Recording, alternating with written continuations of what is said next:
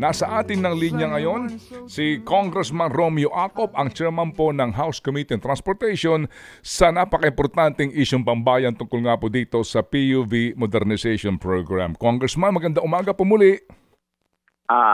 Ted, magandang umaga sa iyo at kay DJ Chacha at sa mga tagapakinig at tagapanood po ninyo. Magandang umaga po. Good morning. Congressman, ito nga po at meron ho na naman tayong welga ng dalawang grupo na hindi ho naman daw yung iba totally po sa modernization pero tutol po doon sa pamamaraan na pinapatupad ng gobyerno. Deadline ng consolidation po on April 30. Ano ho ba so far po ang naging findings na inyong komite sa inyo pong ginawang series of hearings?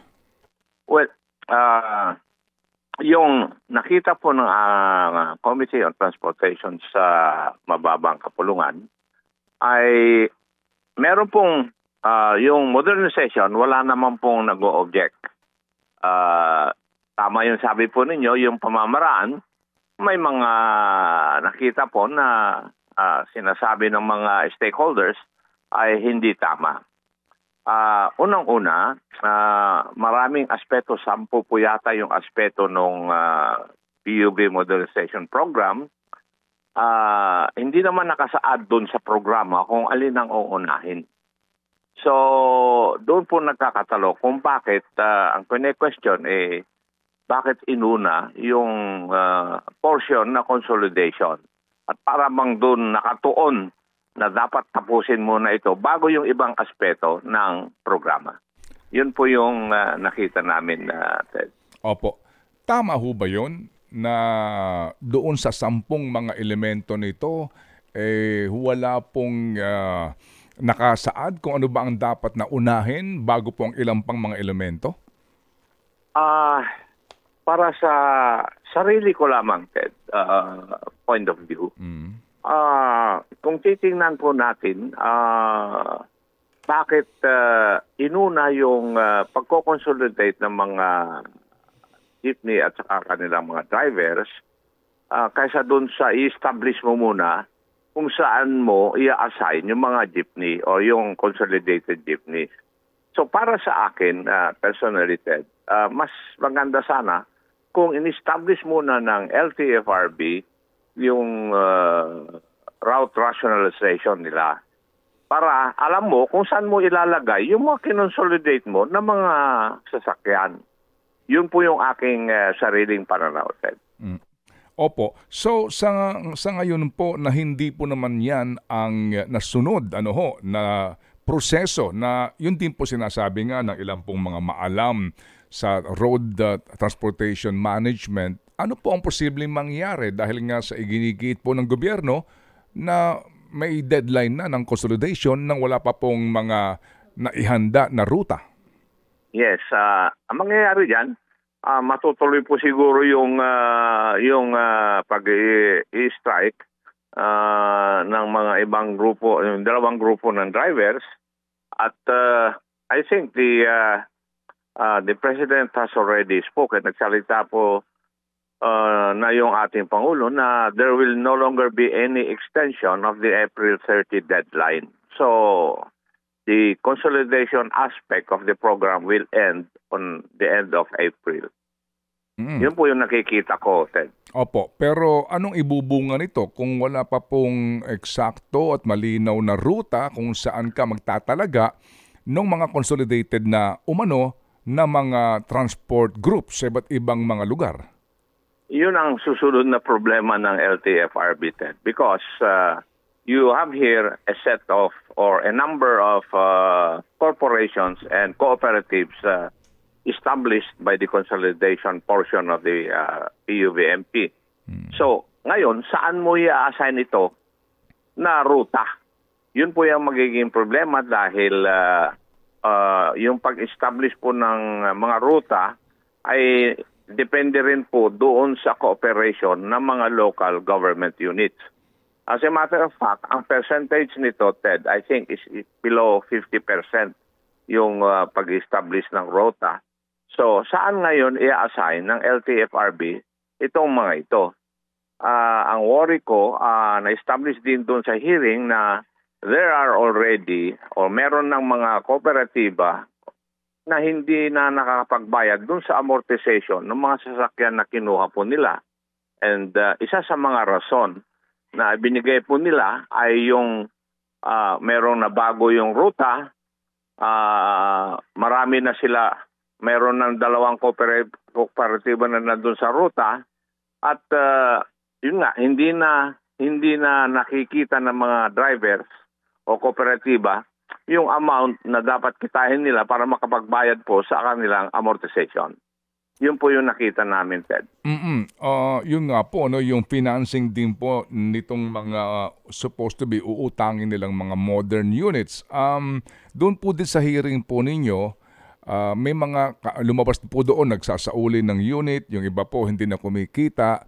Ano ho ba ang tugon naman noong mga naimbitahan ninyo na mga financial institutions tungkol po sa meron ba silang problema din sa financing ng mga modern units na ito? Wala naman. As far as yung financing institution, meron po naman po silang pondo na pwedeng ipahiram. Ang problema is kung titignan natin, Ted, binago rin ng LTFRB yung requirement na meron dapat bago magbigay ng loan yung financial institutions, merong ruta na definite na tatakbuhan na sana nila. Unfortunately, kagaya nga ng sabi ko, hindi naman naka-establish pa yung o hindi pa natapos yung route rationalization. So, doon po nagkakaroon ng kumbaga sa kwan hindi tamang ugnayan. Binago po nila basta't merong certification yung LTFRB, pwedeng bigyan ng loan. Kaya nakikita ko na naandun sa LTFRB yung control ng iba't ibang aspeto ng kwan na ito, ng programa na ito.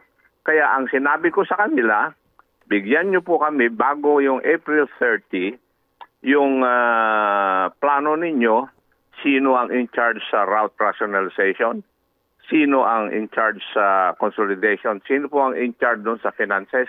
Ganun po yung pinagawa namin. Tapos sinabi namin sila, bigyan nyo rin kami ng timeline kung kailan matatapos itong mga aspeto na ito. Yun po yung huling order namin sa LTFRB, Ted.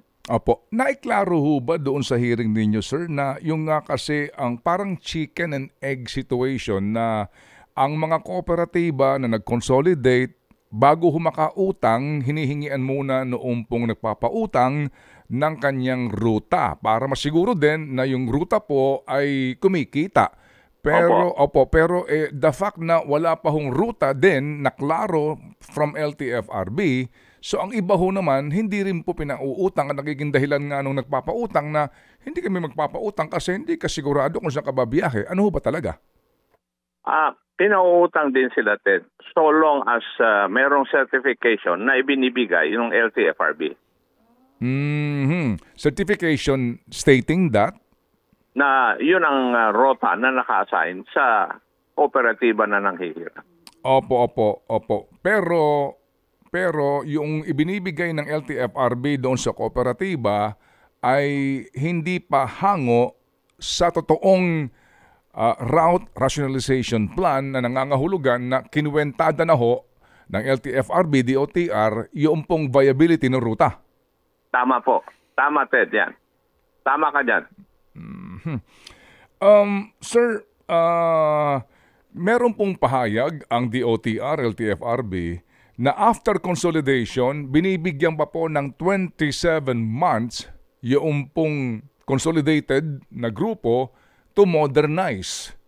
Ito ba lumabas sa inyong hearing? Ano ho ang ibig sabihin nung kaya?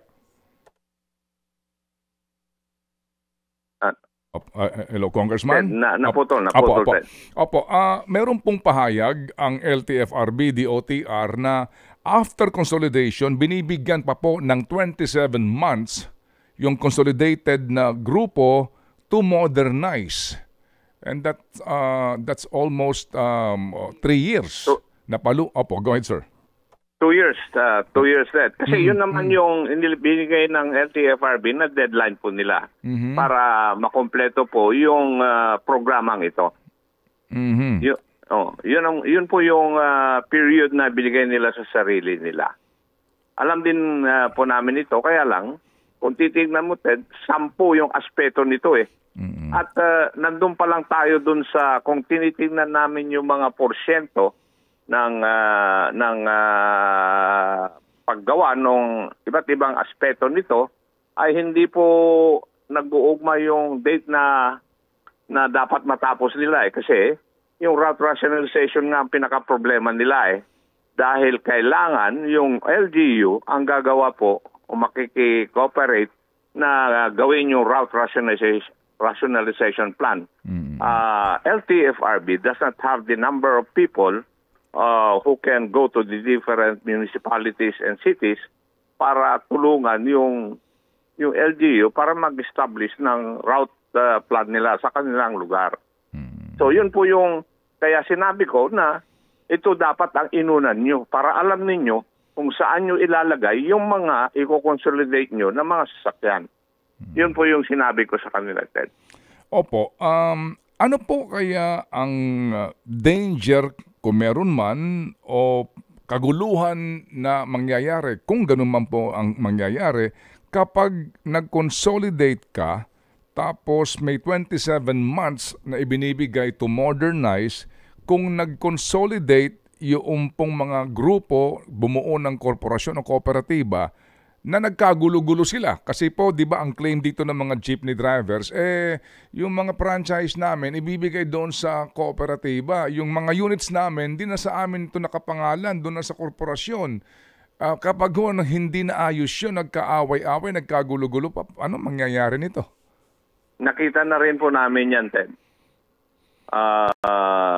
Na ngayon pa lang, ay within sa mga korporasyon sa kooperatiba, nagkakaroon na rin ng mga intra-corporate or intra-cooperative problems. Kasi marami na rin reklamo na natanggap yung aming committee tungkol dito sa mga problemang ito.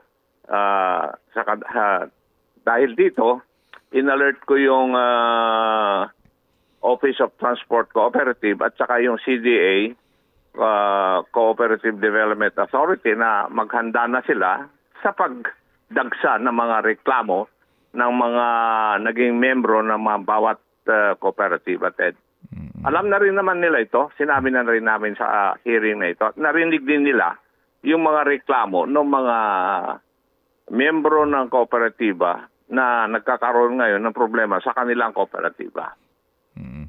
So, Congressman, kung lahat po ng mga ito ay pag-usapan na at nalantad na sa inyong mga pagdinig, tapos ngayon, yung pong galaw ng LTFRB DOTR, para bagang hindi po nagbabago, wala man lang pong impluensya na nangyari sa kanila pong mga desisyon. Paano po ngayon yan, Congressman? Well, kung titingnan po natin kasi, Ted, ito po ay desisyon ng ehekutibo. Yung legislatibo, oversight function lang ang ginagawa namin. At tinitingnan namin kung tama nga po sana yung pag-implementa ng programang ito. Yung hindi man nila aminin na medyo masalimuot yung kanilang ginawa, pero nakikita ko naman na para bang meron silang agam-agam din na hindi matatapos ito sa 27 months na binigay nila sa sarili nila, Ted. Dahil kitang-kita, unang-una nga yung sinabi ko, wala man lang ground commander ito, yung nagpapatupad nitong programang ito eh. Nung tinanong ko kung sino nga ang umamin na lang si Yusek Lontok eh. Tapos bigla kong tinanong sino ang nangunguna sa bawat aspeto nito, saka lang sila nag-iisip kung sino ilalagay nila para mag-head nung aspeto na yon. Ginawa namin yun, Ted, para we can pinpoint responsibility ba kung sakaling after 27 months hindi pa rin naipapatupad itong programang ito. Alam na namin kung sino ang pupupukin namin. Ganon ang nangyari, Ted, sa aming hearing. So, sino po ang pupupukin po ninyo? Yung mga sinamit po nila sa aming committee na mga namumuno sa bawat aspeto at saka sa overall program. Ang umamin nga po ron ay si Yusek Lontok at saka nagbigay po sila ng mga pangalan ng mga tao na namumuno doon sa bawat aspeto. Halimbawa yung route rationalization, nagbigay po sila ng pangalan. So, titingnan namin sa susunod na hearing, ano na yung progress from this percentage. Saan na kayo ngayon? Do you remember the name na binanggit nila dito po sa route rationalization? Basta't ang nakalagay doon ay si Mr. Ortega, si Asek Lim, yung iba hindi ko na matandaan, Ted. Opo. Congressman, maliban po nga sa adhikain nga po nitong modernisasyon na maganda ho naman talaga, di po ba? No? Modernization and then environmental friendly na ho ng mga units, etc. Bottom line nga po dito, yung kapakanan ng mga commuters. Sa ngayon po na malapit na yung deadline na April 30, ito pong NCR na figure po ng consolidation, mismo galing sa LTFRB, halos 50% lang, 52.54%. At dito po pinag-uusapan po natin dito, na mga units higit 40,000. So kung kalahati lang, so 20,000 po na units ang mawawala sa mga biyahe sa Metro Manila. Ano po, meron ba kayong masasabi tungkol dito na mga dapat maghandaan na natin ang sitwasyon kasi baka wala akong masakyan ng mga tao? Natanong din yan sa hearing, Ted. Actually, kaya nga minamadali po nila yung pagko-consolidate para mapataas nila yung porsyento na yan doon sa dito sa Metropolitan Manila. Yung percentages po na yan na Ted is sa Metropolitan Manila lang. Sa Metro Manila lang. So, tinanong din namin yan and sila po'y nagsabi na gagawa nila ng paraan na hindi magkaroon po ng shortage ng mga sasakyan. Yun po ang sagot ng LTFRB DOTR sa amin. Opo. So, nangako sila na gagawan nga nila ng solusyon ito kung sakasakali magkakaroon ng shortage. Kailan po ang inyong susunod na hearing dito kung meron pa, Congressman? Pagbalik siguro namin ng April 29, Ted, babalik po ang pagtrabaho ng mga anang Kongreso on April 29. A day before the deadline. Pero we remember po, Congressman, na hindi ho ba nagkaroon sila ng pulong with the House Speaker, pati po yata kayo, at noong mga panahon na iyon, may mga usapan na bago po ang committee report ninyo, meron na ho mga panukala ang mga miyembro ng Kongreso sa ehekutibo kung paano po i-address tong problemang ito. Meron ho ba kayong naalala doon? Hindi. Kaharap ako nung humarap yung ibang stakeholders sa aming speaker. At doon sa pulong na yon, ini-reiterate lang po ng aming speaker yung kanyang mga agam-agam tungkol sa programa na ito dahil sa pangyayari. Kasi unang-una, kung titingnan po natin, hiniling ng ating speaker na huwag pabayaan yung kapakanan ng ating mga drivers. Number 2, dapat yung mga sasakyan na papalit ay hindi mawawala yung feature ng iconic jeepney. Kasi sabi niya, nakikita naman niya ngayon na minibuses na ngayon nawawala na nga talaga yung bagong jeepney na may mga iconic features ng ating famous jeepney. So yun po yung sinabi. At saka sinabi niya na dapat matapos itong programang ito sa tamang panahon. Yun po yung kwan.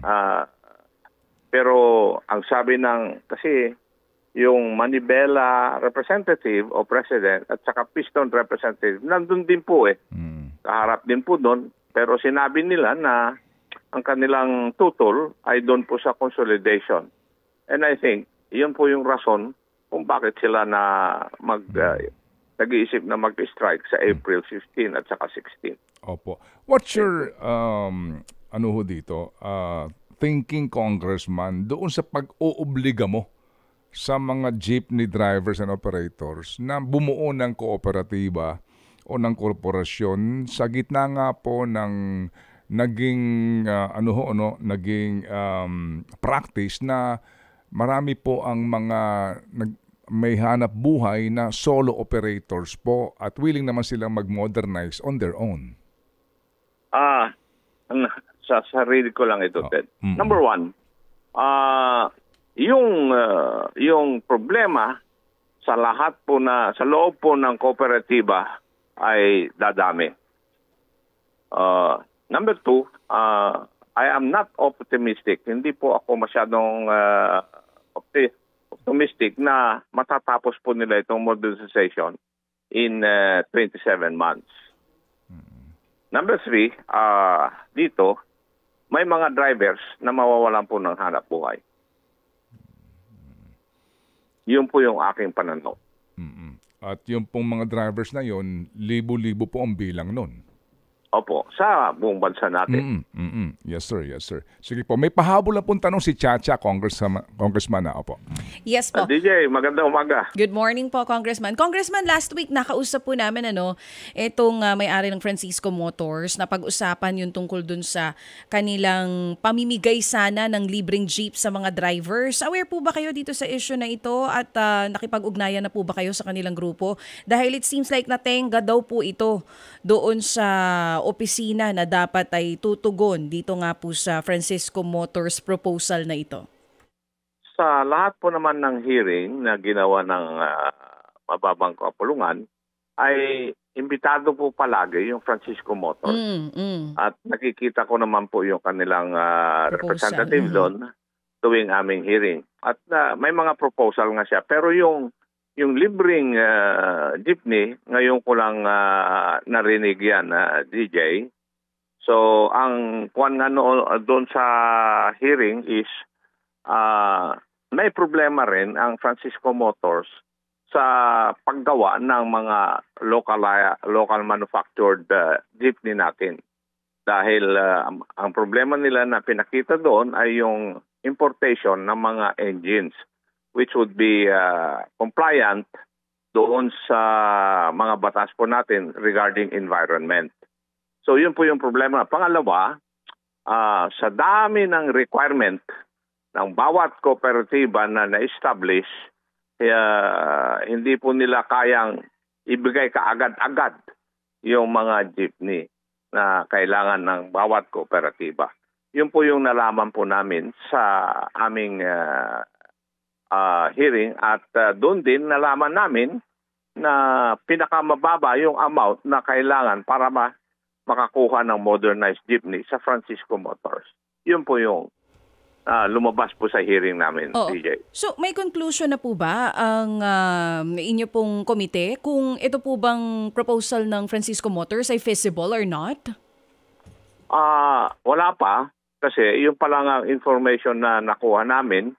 As a matter of fact, ang last na alam namin is kinukompleto po nila yung parang planta nila para mag-produce tong mga required jeepneys natin na may iconic features ng lumang jeepney natin. Pangalawa ay hindi ko po alam kung nabigyan na ng solution ng LTFRB yung problema po ng Francisco Motors regarding the importation of environmental friendly engines po natin. Opo. Congressman, yung po bang DBP sa hearing nyo, anong sabi? May reports kasi kami mga nababasa na may mga kooperatiba po na hindi na nakakabayad sa Development Bank of the Philippines? If I remember it right, hindi ko lang alam kung alin sa dalawa, Land Bank or Development Bank of the Philippines. Pero ang alam ko, Ted, merong 6 sa isang bangko at saka 27 sa isang bangko na kooperatiba na pumapalya na sa pagbayad ng amortization, Ted. Opo. At ang dahilan po dito sa hindi pagbabayad ay? Yung iba, hindi, ang main reason is hindi na po nila kinikita yung dapat kitain nila para makapagbayad po sila sa kanilang monthly amortization debt. Opo. Hindi feasible, hindi viable, no? Yung Opo. pong operasyon ng kanilang mga modern units. Opo. Sige. So, Congressman, meron kayong hearing, most probably kaninyo, April 29. Mga kailan po kaya ang labas ng inyong committee report dito at ano po ang inyong panawagan po sa kinauukulan sa mga nabanggit nyo po na bagamat kaninyo ay inyo pong personal na mga opinion at pananaw pero mukha po namang makabuluhan po at praktikal. Ang timetable namin ng aking committee secretariat is siguro isa at dalawa, maglalagay na po kami ng committee report. Opo. At ano po ang inyong mensahe po dito ngayon? Kasi ngayon may welga ho tayo hanggang bukas po ito at mukha pong may mga hindi nga po susunod yata dito po sa deadline ng consolidation. Paano po, Congressman? Meron po yun na kasiguruhan yun, Ted, na may mga ayaw talaga na mag-consolidate. Yung stance po nila ay hard stance. Ayaw nila. Kasi sa naririnig na po nila ngayon na nangyayari sa loob ng kooperatiba, ganun na nga siguro ang stand nila.